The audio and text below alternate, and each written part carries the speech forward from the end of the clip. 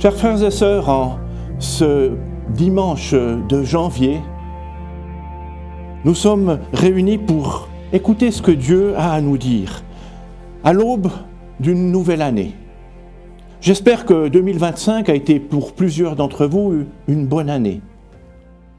Mais peut-être que pour certains d'entre nous, cette année 2025 a été une année difficile, une année de questions, une année de souffrance.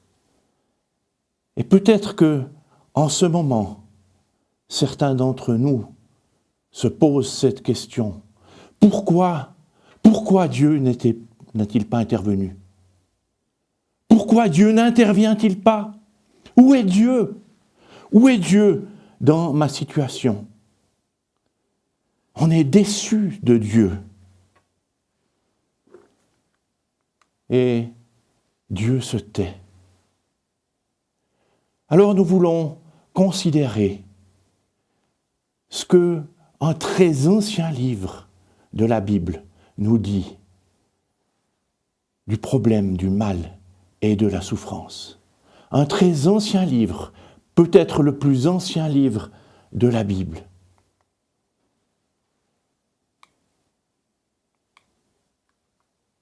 Le livre de Job. Job, l'homme juste, à qui tout réussit. Nous le lisons dans le premier chapitre de Job. Il y avait dans le pays d'Ouz, c'est donc un pays d'Édom, à l'est d'Israël, un homme qui s'appelait Job. Cet homme était intègre et droit. Il craignait Dieu et se détournait du mal. Il avait 7 fils et 3 filles. Il possédait 5000 brebis, 3000 chameaux, 500 paires de bœufs, 500 ânesses. Il avait aussi un très grand nombre de serviteurs. Cet homme était le plus important de tous les nomades de l'Est. Les fils de Job se rendaient visite les uns aux autres et organisaient chacun à tour de rôle un festin. Ils invitaient leurs 3 sœurs à manger et boire avec eux. Quand les jours du festin étaient passés, Job faisait venir ses fils pour les purifier. Il se levait de bon matin et offrait un holocauste pour chacun d'eux. En effet, il disait « Peut-être mes fils ont-ils péché, peut-être ont-ils offensé Dieu dans leur cœur. » Voilà ce que faisait toujours Job. Un homme à qui tout réussit, un homme qui n'oublie pas Dieu et il veille même à l'imprévu, à l'hypothétique en se disant « mais peut-être que mes enfants ont péché et dans ce cas-là, je sacrifie pour eux pour que Dieu leur soit propice aussi. Peut-être qu'ils ne servent pas Dieu tout à fait comme il faut. Alors, il faut que tout continue à bien aller. »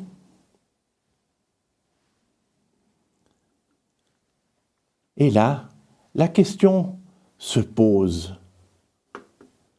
Le Satan intervient et pose une question à Dieu. Est-ce de façon désintéressée que Job craint Dieu? Ne l'as-tu pas entouré de ta protection, lui, sa famille et tout ce qui lui appartient? Est-ce de façon désintéressée que Job craint Dieu? Ou bien est-ce qu'il a un contrat avec Dieu? Je sacrifie, je fais, et Dieu doit me récompenser d'une façon ou d'une autre. Et peut-être que si j'ai pas fait tout juste, eh bien je rattrape le tir et Dieu continue de me protéger. Il m'entoure de sa protection. Voilà, c'est le contrat avec Dieu. Et le Satan dit à Dieu, est-ce de façon désintéressée qu'il craint Dieu? Ou bien est-ce que c'est parce qu'il a un contrat avec toi? Et Dieu permet l'épreuve. Dieu fait perdre à Job, en un seul jour, tous ses biens et même ses enfants. Une perte extraordinaire. Et ce qui m'impressionne, c'est que cette perte de tout, soudainement, n'ébranle pas Job sur le moment. Puisqu'il dit « L'Éternel a donné, l'Éternel a repris, que le nom de l'Éternel soit béni ». Dans cette situation, cette résilience qu'il a, cette foi en Dieu, la perte de ses biens, la perte de ses enfants n'ébranle pas sa confiance en Dieu.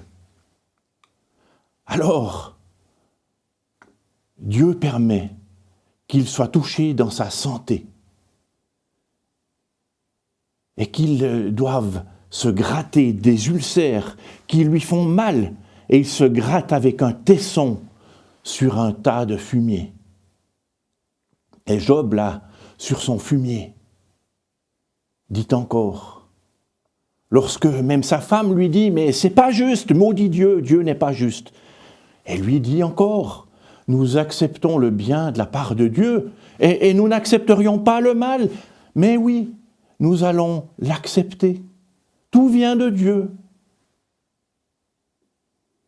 Quel exemple de résilience! Et pourtant, le temps fait son œuvre.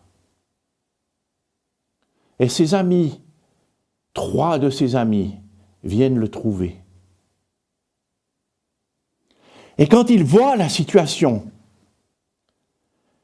ils sont tellement impressionnés qu'ils font ce que plusieurs d'entre nous devraient faire face à la douleur, face à la souffrance. On critique beaucoup les amis de Job, et à raison, puisque Dieu l'a fait aussi. Mais ils ont eu un point positif duquel nous devrions tous apprendre. C'est que face à la souffrance, face à la douleur, ils l'ont reconnu comme tellement intense qu'ils se sont tus. Ils se sont tus, ils ont fait silence pendant 6 jours et 6 nuits. Ils restèrent assis par terre, au même niveau que Job, à côté de lui, sans lui dire un mot, car ils voyaient à quel point sa douleur était grande. Pendant 7 jours et 7 nuits, le temps du silence face à la douleur. Et c'est alors que survient la perte des certitudes.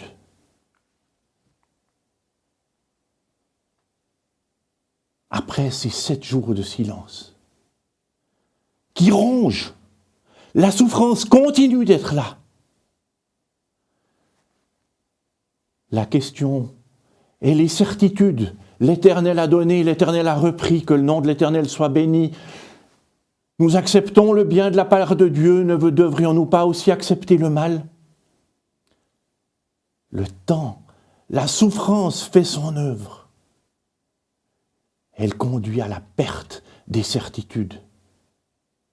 Est-ce qu'il vaut la peine de servir Dieu si c'est pour souffrir injustement? Où est Dieu? Où est Dieu maintenant? Dieu, parfois, semble mort. Où est Dieu maintenant face à ces chrétiens qui l'ont servi fidèlement et qui sont dans des camps de concentration dans différents pays, qui sont persécutés, qui sont torturés? Où est la justice et la bonté de Dieu? On a parfois des réponses rapides à cela. On a des réponses toutes faites. Mais il faut laisser le temps au silence. Et Job, à ce moment-là où ses certitudes s'écroulent, où Dieu paraît mort,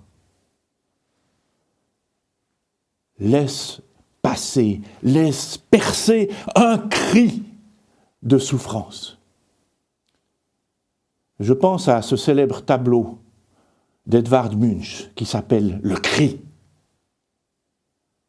Et Job, là, a ce cri de souffrance qui ébranle le monde jusque dans ses certitudes, jusque dans ses fondements. Et Job a cette question: pourquoi Dieu donne-t-il la lumière à celui qui souffre? Pourquoi Dieu donne-t-il la vie à ceux qui connaissent l'amertume? Pourquoi Dieu donne-t-il la vie à l'homme incapable de savoir où aller et que Dieu cerne de tous côtés? Est-ce que c'est aussi ta question? Pourquoi Dieu permet ça? Pourquoi Dieu donne-t-il la lumière à celui qui souffre? Le cri de souffrance. L'homme naît pour souffrir, comme l'étincelle pour voler, dira Eliphaz de Théman. Pourquoi? Pourquoi espérer quand je n'ai plus de force? Pourquoi attendre quand ma fin est certaine? Le cri de souffrance. Ayez pitié. Ayez pitié de moi, mes amis, car la main de Dieu m'a frappé. Ce cri qui s'élève à Dieu. Pourquoi? Dieu, où es-tu dans ma situation? Pourquoi permets-tu cela? Dieu, où es-tu? Et mes amis, ayez pitié de moi.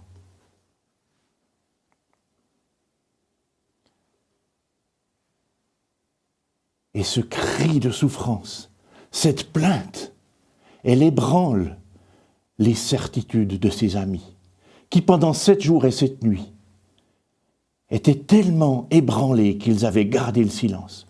Ils ne peuvent plus garder le silence à ce moment-là. Ils ont besoin de trouver des réponses. Ils ont besoin de trouver une raison. Ils ont besoin de trouver des certitudes. Pourquoi? Ce cri ébranle les fondements des certitudes, non seulement de Job, mais aussi de ses amis, et qui doivent donner des réponses à Job. Pourquoi? Si Dieu est juste, pourquoi? La justice de Dieu, elle est rétributive. Celui qui fait le bien est rétribué. Celui qui fait le mal trouvera le mal. Et si ce n'est pas maintenant, c'est pour plus tard.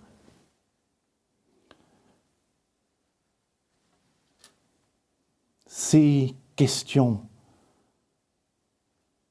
ces réponses des amis de Job, elles ont un écho dans le quotidien.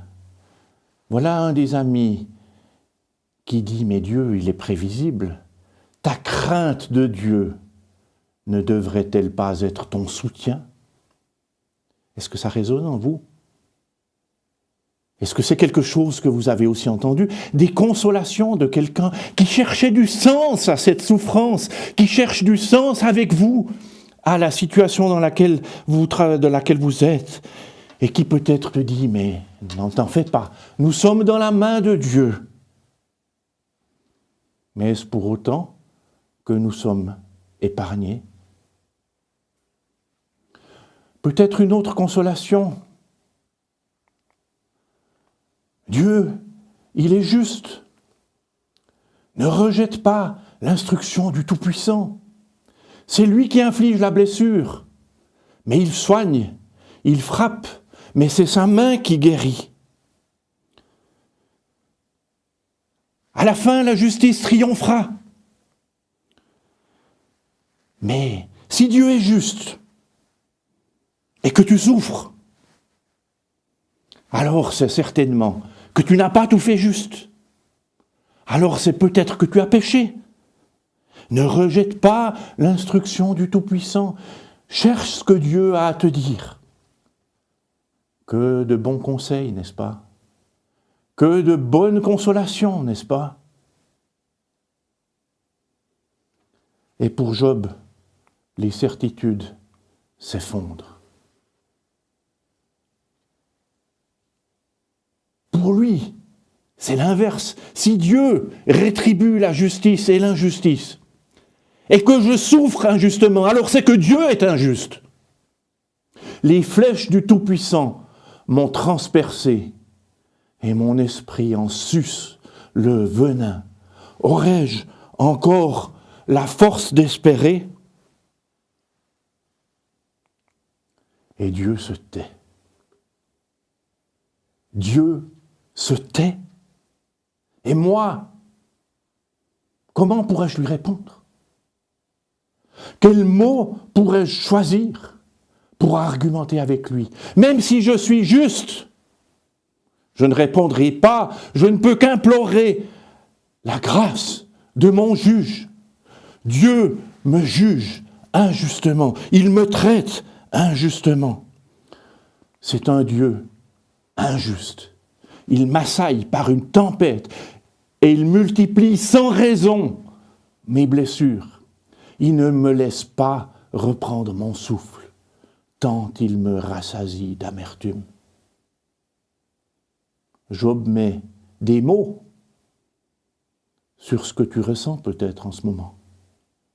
Dieu m'assaille par une tempête et il multiplie sans raison mes blessures. Il ne me laisse pas reprendre mon souffle, tant il me rassasie d'amertume.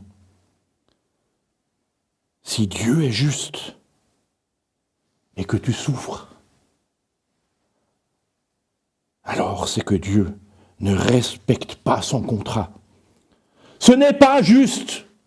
Ce n'est pas juste. Dieu ne respecte pas le contrat.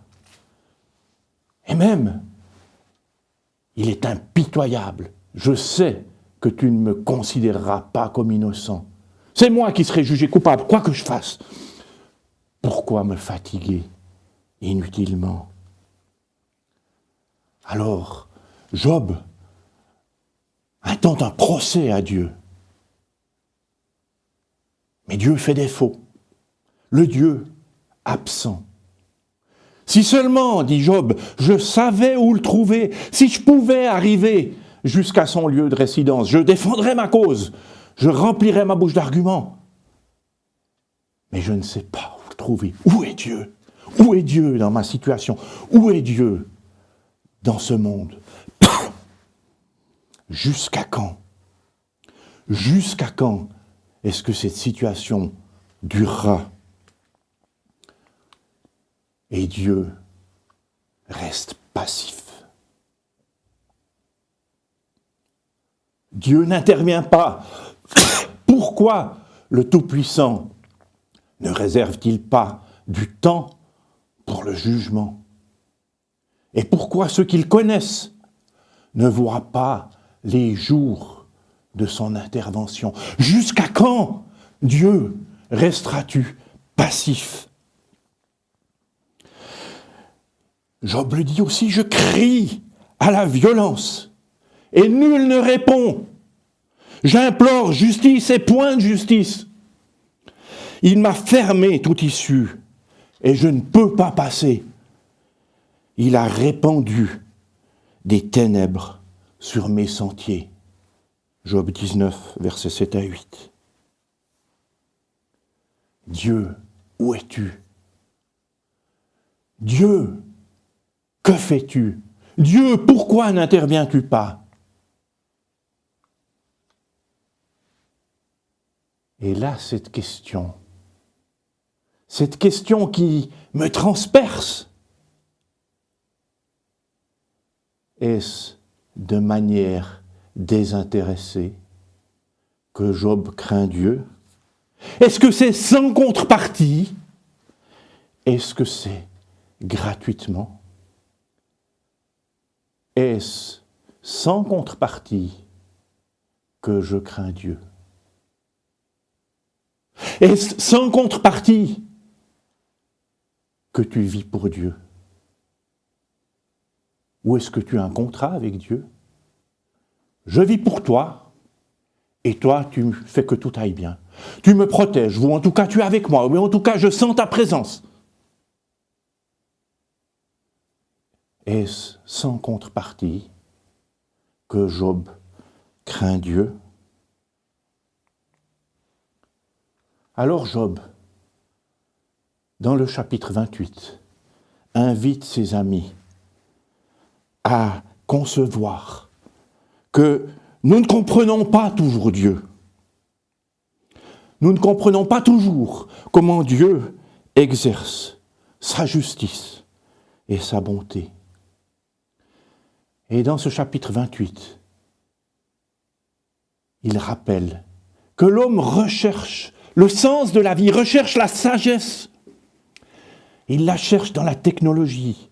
Et il montre dans ce chapitre de manière poétique comment les hommes vont dans les terres, dans les mines, chercher des minerais précieux. Mais elle n'est pas là. Elle n'est pas non plus dans le ciel. Et il a cette question, mais la sagesse, où peut-on la trouver? Où est-ce que je peux trouver le sens de la vie? Où est-ce que je peux trouver le sens? Où est l'emplacement de l'intelligence?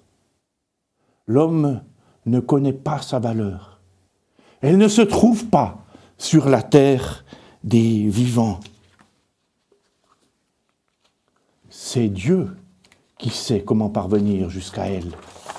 C'est lui qui connaît son emplacement, car il voit jusqu'aux extrémités de la terre. Il aperçoit tout sous le ciel.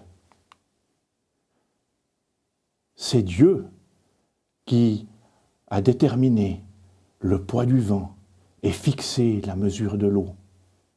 Quand il a donné des règles à la pluie et tracé un chemin pour l'éclair et le tonnerre, c'est alors que Dieu a vu la sagesse et l'a mise en évidence. Quand Dieu a déterminé le poids du vent et fixé la mesure de l'eau, quand il a donné des règles à la pluie et tracé un chemin pour l'éclair et le tonnerre, c'est alors que Dieu a vu la sagesse et l'a mise en évidence. Puis il a dit à l'homme, la crainte du Seigneur. Voilà en quoi consiste la sagesse. S'éloigner du mal. Voilà en quoi consiste l'intelligence. En d'autres termes, laisse Dieu être Dieu. Laisse Dieu être Dieu.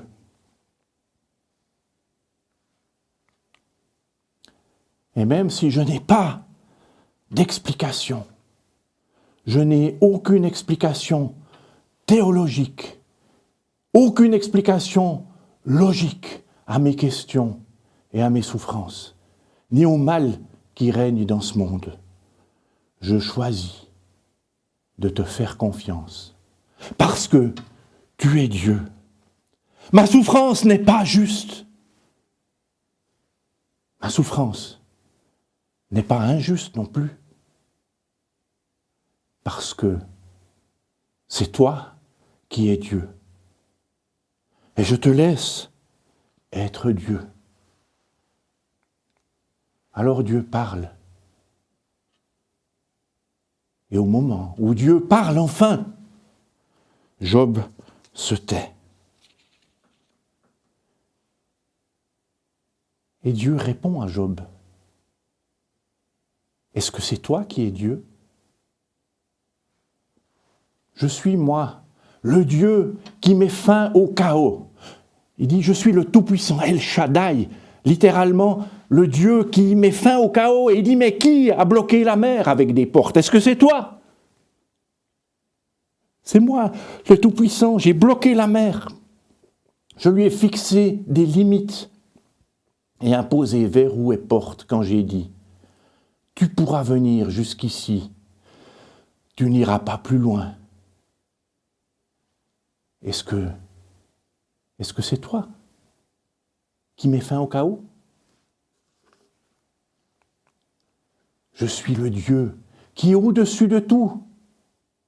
Est-ce que tu peux dompter le Léviathan, ce monstre marin? Tu peux l'exciter avec ta colère, mais Personne n'est assez courageux pour exciter le Léviathan. Et à moi, qui peut me résister? Moi, je peux dompter le Léviathan. Qui m'a donné le premier pour que je donne en retour? C'est moi. Je suis au-dessus de tout. Je suis le Dieu de l'imprévu. Et sa sagesse me dépasse.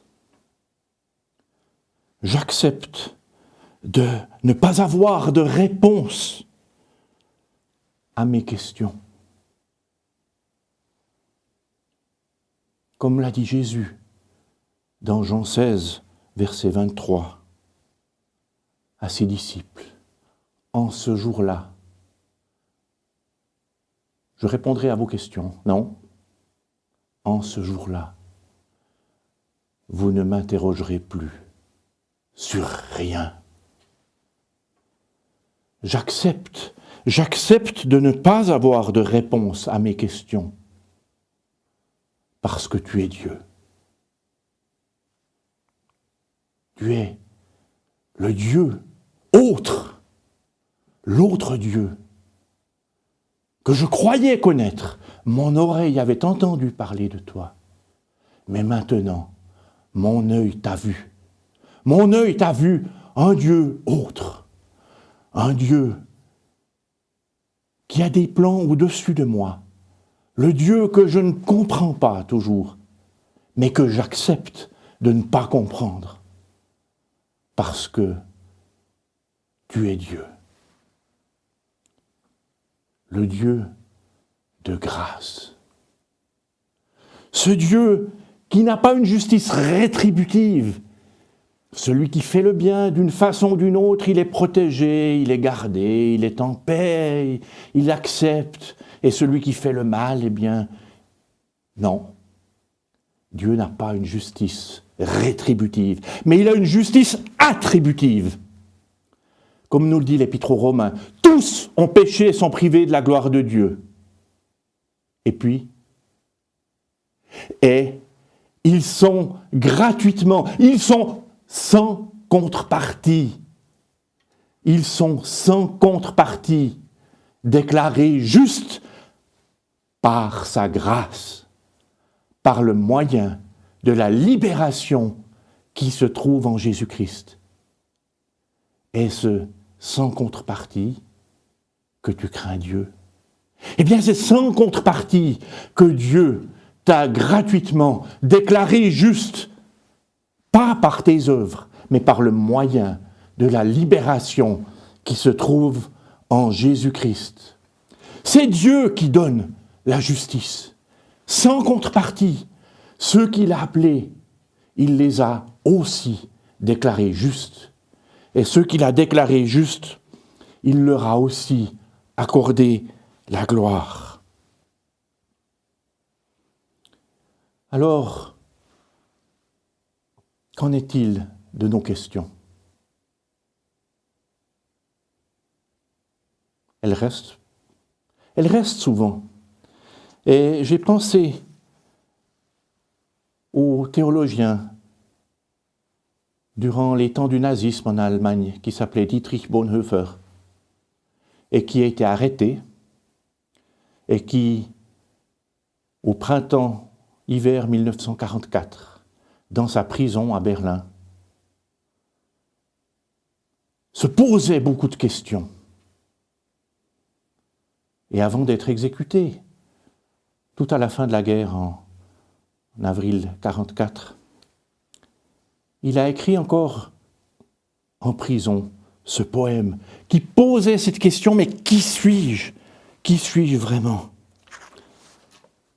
Et il a écrit ces paroles, ces poèmes en allemand qui sont traduits ainsi, qui suis-je? Souvent, ils me disent que de ma cellule, je sors détendu, ferme, serein, tel un gentilhomme de son château. Qui suis-je? Souvent, ils me disent qu'avec mes gardiens, je parle aussi librement, amicalement et franchement qu'un chef qui commande. Qui suis-je? De même, Ils me disent que je supporte les jours d'épreuve, impassible, souriant et fier ainsi qu'un homme accoutumé à vaincre. Suis-je vraiment celui qu'ils disent? Ou seulement cet homme que moi seul connais, inquiet, malade de nostalgie, pareil à un oiseau en cage, cherchant mon souffle comme si on m'étranglait, avide de couleurs, de fleurs, de chants d'oiseaux, assoiffé d'une bonne parole et d'une espérance humaine, tremblant de colère au spectacle de l'arbitraire et de l'offense, agité par l'attente de grandes choses, craignant et ne pouvant rien faire pour des amis infiniment lointains, si las, si vides, que je ne puis prier, penser, créer, n'en pouvant plus, et prêt à l'abandon. Qui suis-je?